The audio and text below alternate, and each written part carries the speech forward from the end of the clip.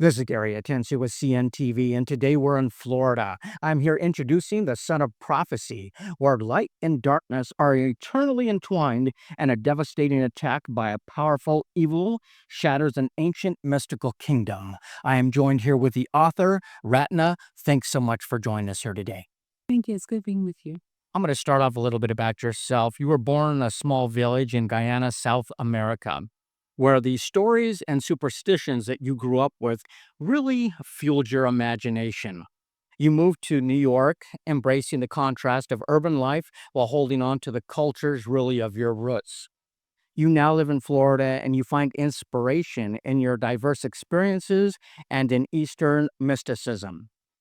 Why don't we start off, first of all, sharing with us how reading and maybe childhood stories really developed your journey as an author? So, writing obviously allows one to express their inner everything. And I love reading. So, I grew up with a wide variety of books that were available at home. The other part was listening to my grandfather's tales. And in a small village, it's rife with superstitions and all kinds of weird characters and eccentric behaviors. So, it was a rich, you know, foundation Yes. to kind of start me off. You can point all the way back to a grandfather. I'm the same way. Many stories I still remember from my youth. Before we jump into the book, why don't you share with us really the heart behind this story, would you say? So I think um, it's because deep down I felt very misunderstood in life, and the story, because it was born out of pain and suffering and wanting to. As a son of mine once said, "Mom, it's like I'm screaming for help and no one's hearing." And so, having gone through dark periods and suffering myself, um, it became an outpouring of creativity. So for any who've gone through that route, who've been touched by darkness at some point, it's a pretty nice outlet. And I found that once it was expressed. Many writers are like yourself, stories that were born out of pain. I mean, so there really are many roots that shape this story. Yes. And you say there was one unicorn that insisted this story must come to light. Yes. Would you like to touch on that? So this unicorn uh, saw the light in whether in me and the story that was told, or means much to me as a person after having gone through so much darkness. And it was the one who, whether it had merits or not, felt that you worked on it for so long. It needs to be. And I was very reluctant to share it because I had tried in the beginning to publish it. It didn't really take off the way I had hoped, but the unicorn pushed through and made it happen. And I'm forever grateful. Truly grateful, even though you're rather vulnerable to really share stories with Sure. someone else. That's very true. Yes. What first would you say sparked the idea for your book? And did the initial concept evolve as you wrote the story? Yeah, absolutely. So what sparked it, like I said, was an outpouring of it was internalized, very, very deep pain. Okay. So the wound was there. I went to my kid's allergist office one day, and there was this magazine, I think Automotive Society, and it had a picture of a tree in the Yucatan Peninsula, and there was this hole in this huge tree. And amazing thing was that the roots were in the hole, and the way the photographer captured it was they were in the hole looking up, and it was a light pouring through. And in that moment, it felt like the light also kind of was lit in me. And from there, it grew. And what came to mind was when I was little growing up, there was this creature that was talked about, very scary for little kids.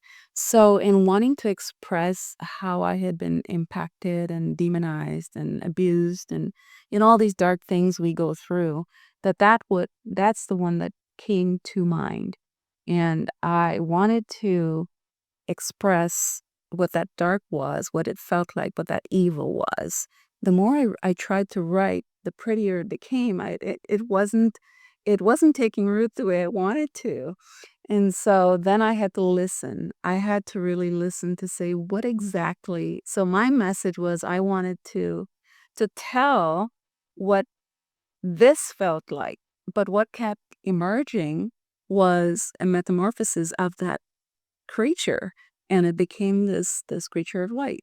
What a unique moment, like you Yep. said, to be able to look back and realize where this came from. Yes. Can you kind of describe your writing process? I mean, are you the type who meticulously outlines your work, or do you prefer to let the story maybe unfold more organically, would you say? So I think in the beginning, when I didn't know anything about writing, I did look at all kinds of you know, tips and whatever, and it didn't work for me. So because the story came organically, I wrote. So it's a little bit of a plotter and a pantser mixed. And my writing process is that I listen to the thoughts that emerge and kind of put it down, and the story kind of starts stringing itself along. So I'm not big on outlining.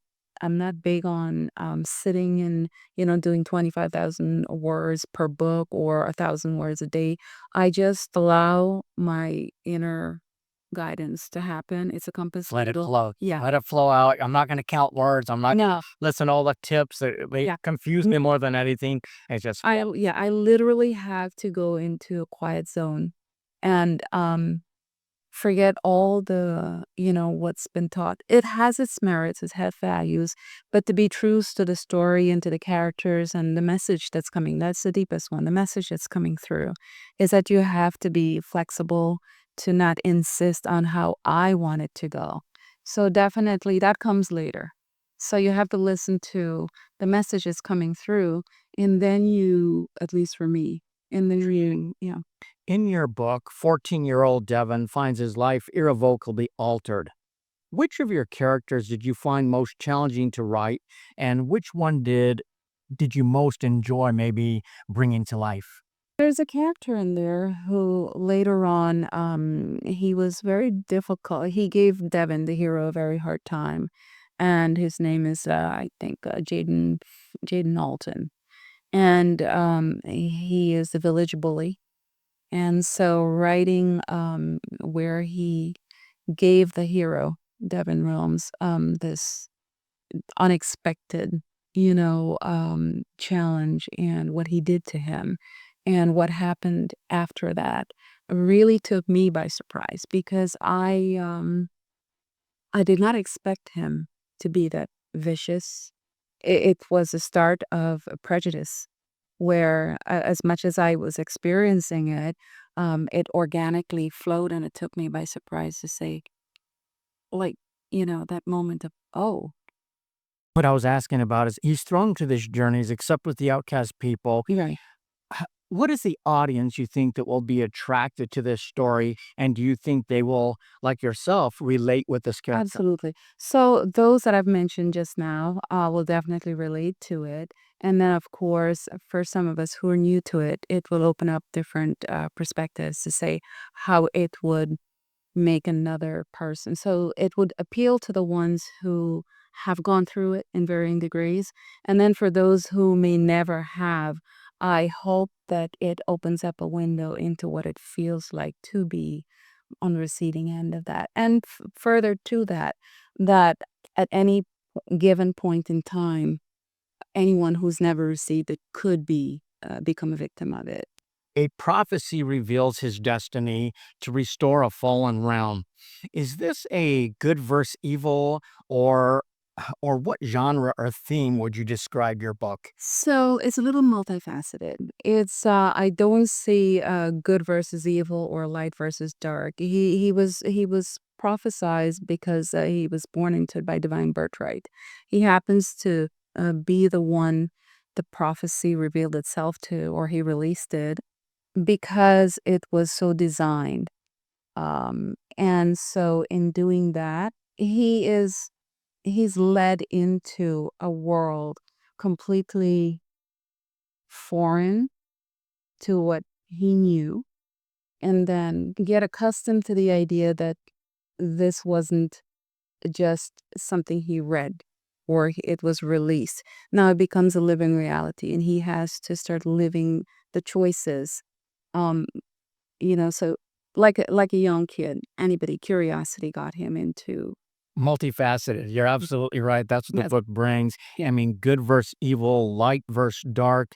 I mean, the reader learns with the rise of the light, so too does the darkness. What do you hope we learn or walk away with, and why it matters today more than ever, would you say? So again, I don't see light and dark as good or bad, evil. They exist in each other, and so it's which one we choose to live by, to be led by, is what defines the outcome, and that becomes your moral compass. So I think that what we can take away from it, basically, is uh, do you just go by, moment to moment to moment, or do you walk in awareness? And then where does that ultimately take you? And ultimately, because it has so many layers into it, it's definitely a message to be kind, to be a humane human. Yep. Simple message, yet something we all struggle with every day. Do you hope to connect not only with readers, but with other writers with this book, would you say? Absolutely. So readers are the first one because they become the audience, and on certain platforms, many authors we've already connected, but we haven't met face to face like this. So for sure, maybe events that come up would be lovely.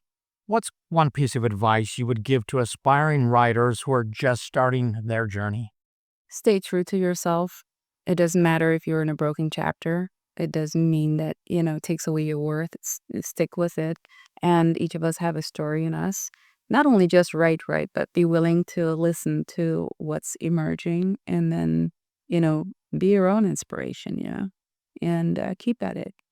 This is volume one of your young adult novel. What are you working on now, and what can readers look forward to next? So I'm working on part two, the final chapter in this story. It gets a little darker. Devin definitely has matured, because he's suffered, tremendously in book one. It allowed him to grow and learn many things that as kids, curiosity is a many-edged sword. Do you have a name of that volume yet? So that volume is Shades of Light. Excellent. And then beyond that, outside of this series, I'm working on a urban fantasy young adult, and that one is called Daughter of Light.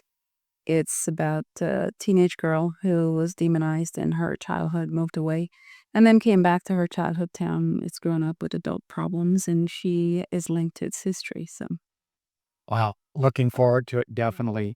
Ratna, this is your debut fantasy novel, really. Are you excited to bring this world of adventure, magic, and unforgettable characters to everyone? And has it been rewarding for you? it's definitely been rewarding. It also has crossover appeal.